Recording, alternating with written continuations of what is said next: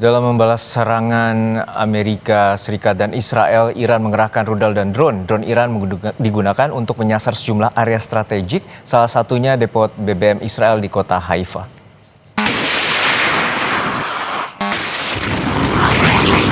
IRNA News Agency melaporkan kawasan pengolahan minyak dan fasilitas penyimpanan bahan bakar milik rezim Israel di Haifa telah dihantam oleh drone Angkatan Udara Tentara Republik Islam Iran dalam beberapa jam terakhir. Serangan dengan drone juga pernah diluncurkan Iran dan sejumlah negara Teluk usai serangan Israel yang terjadi pada 28 Februari yang menewaskan Ayatollah Ali Khamenei.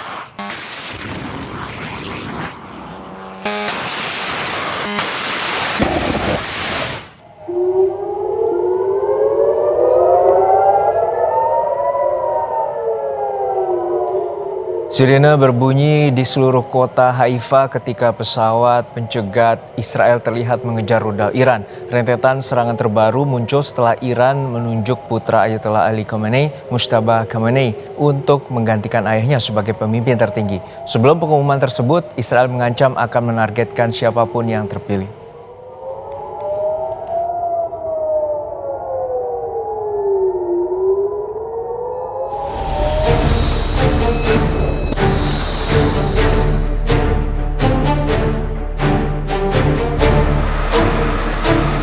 Amerika Serikat mengklaim telah menghancurkan lebih dari selusin kapal Iran yang memasang ranjau di sekitar Selat Hormuz Selasa waktu setempat. Merespons hal itu, Iran bersumpah untuk memblokir ekspor minyak di kawasan itu dengan mengatakan tidak akan mengizinkan bahkan 1 liter pun untuk dikirim ke musuh-musuhnya. Militer Amerika Serikat merilis video 16 kapal Iran dihancurkan setelah Trump mengancam akan menyerang Iran jika Iran tidak segera menyingkirkan ranjau di Selat Hormuz. Amerika juga mengancam akan melakukan serangan yang lebih intens. For example, today will be yet again our most intense day of strikes inside Iran. The most fighters, the most bombers, the most strikes. Intelligence more refined and better than ever. So that's on one hand. On the other hand, the last 24 hours have seen Iran fire the lowest number of missiles they've been capable of firing yet. Pernyataan Menhan Amerika Serikat itu berbeda dengan sinyal yang disampaikan Trump bahwa perang akan segera berakhir. Sementara Wakil Menteri Luar Negeri Iran untuk urusan hukum dan internasional, Kazim Garibabadi, mengatakan bahwa akhiri konflik yang sedang berlangsung dengan Amerika Serikat dan Israel hanya akan mungkin terjadi setelah ada jaminan bahwa tindakan atau serangan demi serangan tidak akan terulang. Selain itu, ia bilang Iran tidak melakukan agresi namun membela diri dan penghentian perang ada di tangan Iran. توقف جنگ دست جمهوری اسلامی ایران هست. یعنی هر وقت جمهوری اسلامی ایران تصمیم بگیرد، حتی اونها متوقف بشوند، تصمیم نهایی با جمهوری اسلامی ایران هست در این زمینه، چون اونها تجاوز کردن، اونها حملات مسلحانه انجام دادن. ما باید در واقع موقعی متوقف بشویم که بتونیم احساس بکنیم یا تضمینی داشته باشیم که این اقدامات تجاوزکارانه مجددا روی نمیده و اونها مسئولیت اقدامات خودشون رو باید بپذیرند. Hingga beberapa jam lalu, serangan gabungan Amerika Serikat Israel masih menghantam kota Teheran, Iran. Sedikitnya 6 warga Iran meninggal dalam serangan itu. Baik Iran maupun Amerika Serikat sama-sama ngotot tidak mau menyudahi perang. Belum lagi negara sekutu Amerika Serikat seperti Australia sudah mengirimkan bantuan alat perang untuk Amerika Serikat. Akankah situasi ini membuat perang semakin panjang? Kita bahas bersama peneliti senior Indo-Pacific Strategic Intelligence Fauzia Cempaka Timur dan juga pakar strategi PPAU alumni US Air War College, Marsma TNI Purnawirawan Agung Sansoko Jati. Selamat sore Pak Agung dan juga selamat sore Mbak Fauzia. Namun kita sapa terlebih dahulu, kita tanyakan dulu Pak Agung. Pak Agung, untuk saat ini adalah kontrahegemoni oleh Iran ini terus berlangsung dan Amerika Serikat yang Anda sebutkan bahwa tampak sudah kelelahan atau endurance war-nya tampak mulai lengah. Untuk saat ini seperti apa Anda melihat bahwa serangan dari Israel juga tidak akan melunak dan terus melakukan serangan, terutama ada 31 gelombang serangan? Jadi pada hari kemarin itu adalah serangan ke-31 gelombang serangan dari Iran. Kalau kita ngelihat saya udah buat semacam paparan, itu Iran itu konstan, dia konstan. serangannya konstan, setiap hari mengirim 1 atau 2 gelombang serangan. Jadi sehari ada 2 gelombang serangan kayaknya. Tapi Amerika dari awal tinggi sekali, tapi lama-lama menurun. Dan kenapa menurun? Karena pasti pesawat itu perlu maintenance, kemudian pilotnya perlu istirahat, kemudian krunya juga perlu istirahat. Akhirnya tidak mungkin untuk menyerang terus-menerus dengan tanpa jeda dan tanpa perawatan. Akhirnya sekarang declining. Nah, lebih parahnya lagi, mata yang untuk melihat, yaitu radar yang berada di Qatar, itu pada hari ke-10 itu diledakkan dengan menggunakan itu, Shahid 136 itu. Hancur, tidak bisa digunakan. Akhirnya mata yang melihat rudal balistik, mata atau radar yang melihat itu sudah dilumpuhkan, dan sekarang semua tinggal mengharap. Akibatnya apa? Israel, khususnya Israel ya, itu standby-nya apa? Standby menggunakan pesawat tempur untuk menghadang Shahid. Dan Shahid ini bukan hanya ikut gelombang, tapi Shahid itu praktis sama Iran, itu diterbangkan sepanjang waktu. Mungkin tiap jam malah diterbangkan. Kenapa? Yang menjadi masalah adalah setiap kali ada drone yang ketangkap dan masuk radar, langsung dinyalakan sirene di Tel Aviv dan orang masuk bunker. Entah mau rudalnya rudal segede apa, yang gede sekali rudal Khoramsar itu, atau rudal Fatah, atau drone murah 20.000 itu semua masuk. Artinya apa? Tidak saja selain serangan sesungguhan yang memang mengancam objek vital strategis di Israel, tapi juga ada kiriman rudal drone-drone yang membuat stres atau seperti tertekan masyarakat di Tel Aviv. Hampir sepanjang hari, sepanjang waktu, semua masuk dalam bunker lagi, 6 jam kemudian keluar, masuk lagi dalam bunker. Akhirnya tidak berjalan dengan normal. Selain memang timbul kerusakan yang terjadi, yang betul-betul tepat sasaran, menghantam beberapa sasaran strategis di Tel Aviv, seperti kediamannya, markas besarnya IDF, kediamannya Presiden Netanyahu, bahkan sudah terbunuh tuh adiknya Perdana Menteri Netanyahu dan lain sebagainya. Jadi memang seperti itu. Jadi Anda menyatakan bahwa untuk saat ini Iran mampu mengimbangi, walaupun kita melihat bahwa ini merupakan perang asimetris, bahwa Iran mampu mengerahkan sejumlah drone tempurnya dengan Shahid 136 ini dan menargetkan sejumlah objek vital, terutama di Tel Aviv dan juga sejumlah negara di kawasan Timur Tengah. Dan Anda menyatakan bahwa untuk saat ini kontra hegemoninya Iran, bahwa Amerika Serikat sebagai pelindung kawasan Timur Tengah ini agak diragukan oleh para sekutunya. Ya, betul. Karena pada saat tujuan, jadi gini, Amerika dan Israel sukses melaksanakan rencana penyerangan, yaitu secara tactical dan operasional. Operasional mengorganize semuanya, tactical sukses. Hampir semua sasaran bisa dihancurkan atau dibunuh atau apa, dan itu berhasil. Namun kenyataannya tactical output ini tidak menghasilkan strategic outcome, yaitu berupa tujuan utamanya apa? Regime change, masyarakat bergejolak, pemerintah runtuh, kemudian garda revolusi tidak bisa berfungsi, rudal pengayaan uranium dihentikan, dan juga proksi tidak berjalan. Dan ternyata proksinya masih aktif. Jadi sekarang bukan saja ada masalah di Hormuz, tapi juga di Laut Merah. Kenapa? Karena 2 hari yang lalu Houthi dengan menggunakan rudal anti kapal telah berhasil merusak 2 kapal kontainer yang membuat praktis Laut Merah tertutup ataupun naik juga asuransinya, sehingga betul-betul Iran menekan tidak saja di Hormuz tapi juga di Laut Merah. Itu yang terjadi. Baik, kita tanya juga ke Mbak Fauzia. Mbak Fauzia, ini Selat Hormuz merupakan salah satu kunci yang juga menjadi kartu trufnya Iran untuk memegang bawahan dalam situasi perang saat ini. Anda melihat seperti apa bahwa kunci dari Selat Hormuz ini tentu akan memicu beberapa negara, terutama di dalam negeri Amerika Serikat sendiri dan juga sejumlah negara di Eropa terkait dengan harga minyak mentah dunia. Anda melihatnya apakah akan ada desakan bagi Amerika Serikat untuk maju di meja perundingan dan mengakhiri perang?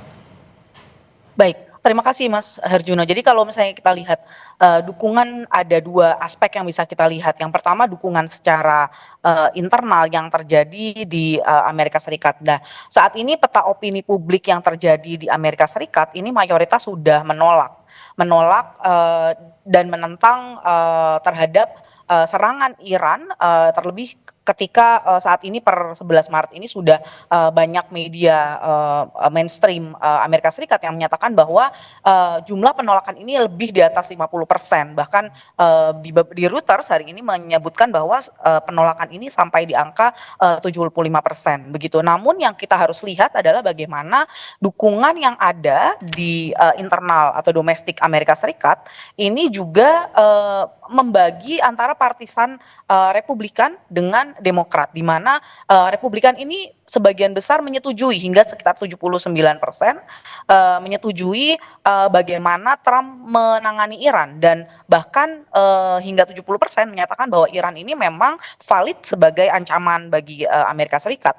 Namun kalau kita lihat hanya sekitar sekitar 18% angka tertingginya dari Demokrat yang mendukung aksi militer terhadap Iran ini. Nah, namun kalau kita lihat ada dua faktor yang menurut saya tidak akan bertahan terhadap dukungan Republikan ini, karena pertama kita lihat bagaimana korban-korban prajurit yang sudah dirilis informasinya oleh Department of War ini menunjukkan penurunan atau erosinya dukungan dari Republikan dengan akibat jumlah pasukan yang semakin bertambah, korban pasukan dari Amerika Serikat yang bertambah. Nah, yang kedua juga adanya pertimbangan yang tadi disampaikan oleh Mas Herjuno bahwa lonjakan harga BBM ini sudah tidak lagi juga menjadi problemnya negara-negara lain saja, tapi juga terlebih Amerika Serikat sendiri ini mempertimbangkan harga BBM yang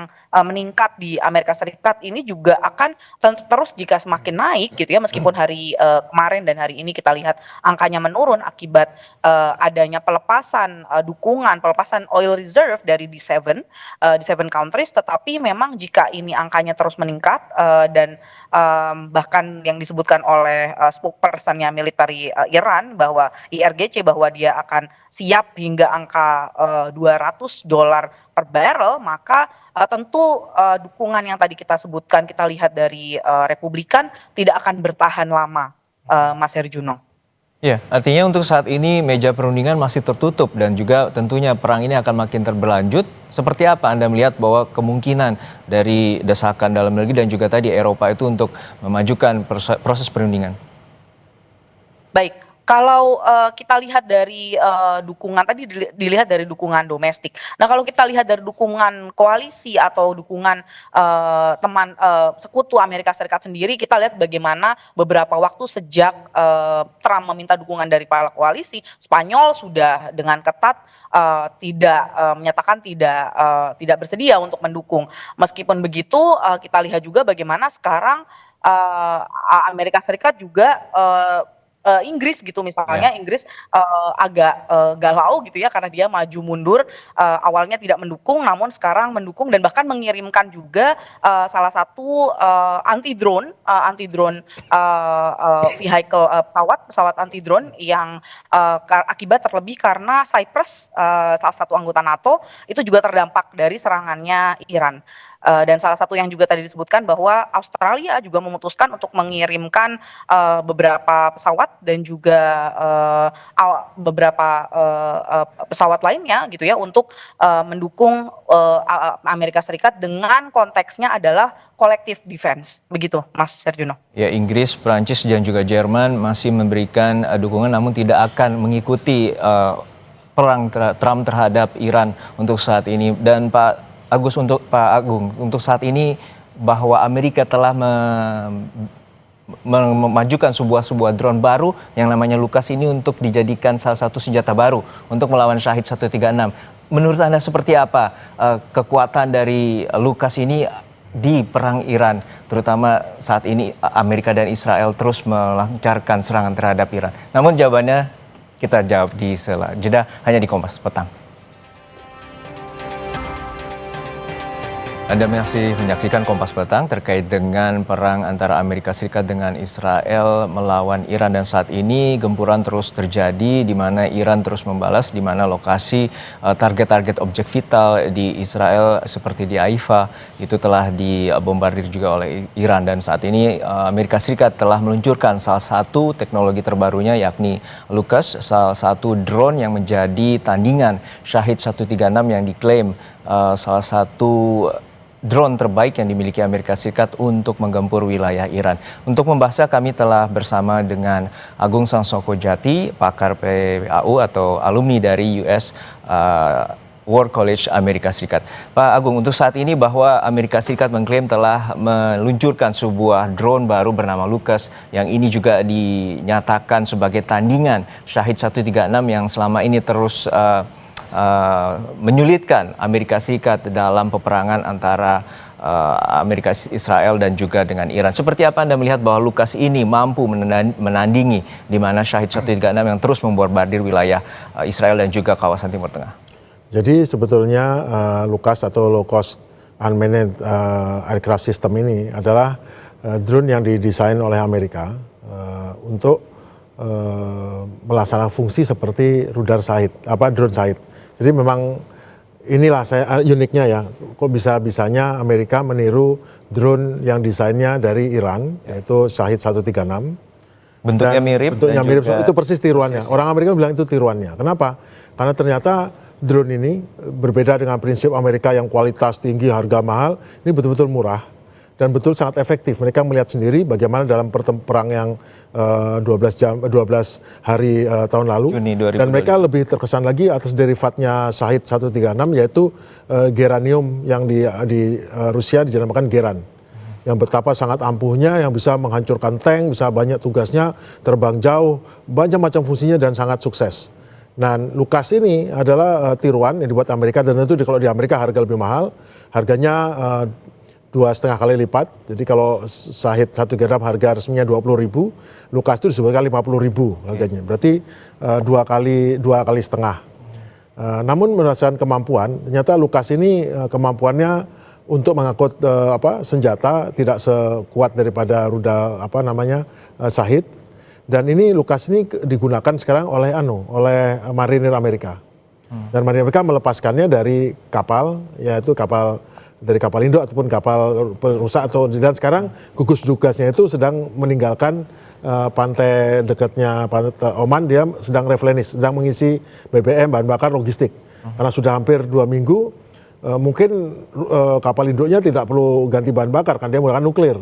Tapi kan ada pesawat yang harus dikasih bahan bakar, amunisi harus ditambah, itu dia harus pergi menuju ke pangkalan, dan nggak mungkin.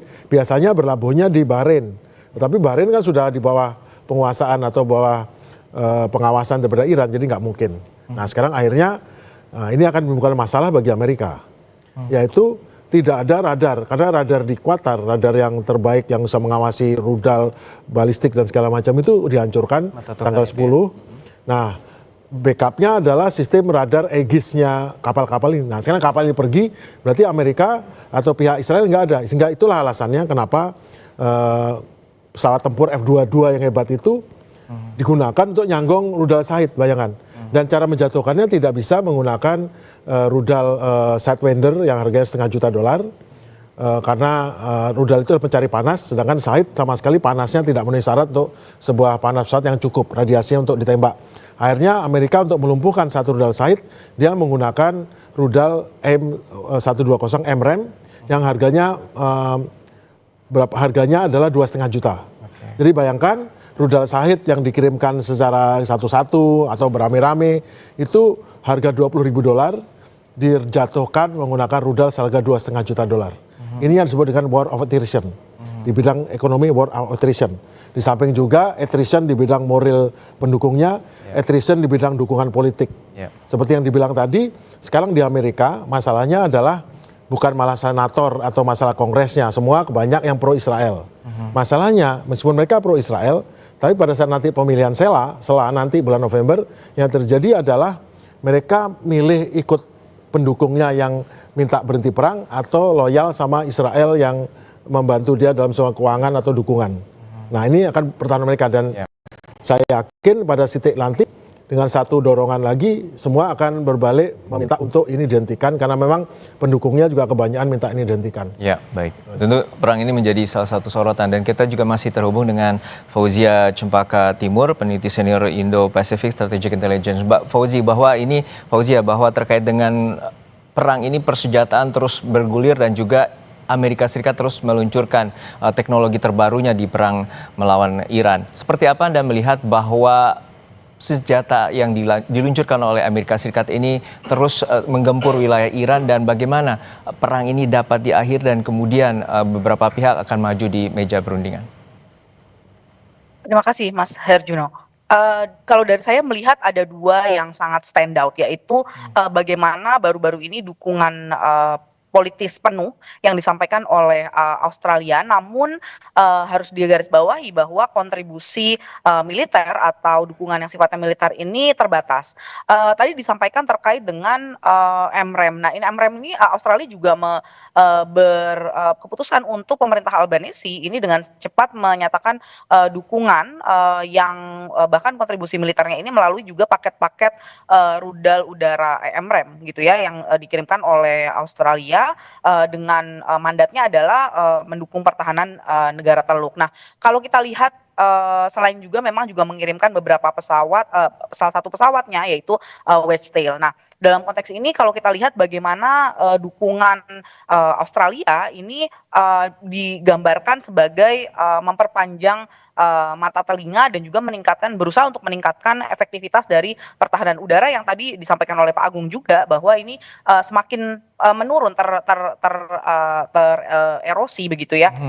Namun jika kita mempertimbangkan tentang perundingan, kita harus ingat juga bahwa statement yang disampaikan selaras oleh dari spokesperson atau juru bicara Iran maupun Kementerian Luar Negeri Iran sampai saat ini menyatakan tidak akan membuka negosiasi begitu ya. Nah, dalam konteks ini ada kualitas koalisi yang dimiliki oleh Amerika Serikat bersama dengan negara-negara Teluk maupun negara-negara sekutu seperti tadi Australia maupun salah satunya Inggris yang menyatakan bahwa dia tidak akan aktif menyerang tetapi akan menyalakan program atau posisi defensif aktif begitu. Nah, dalam konteks ini saya rasa kohesivitas koalisi akan sangat menentukan kemana arah negosiasi selanjutnya bagi Amerika Serikat maupun Iran.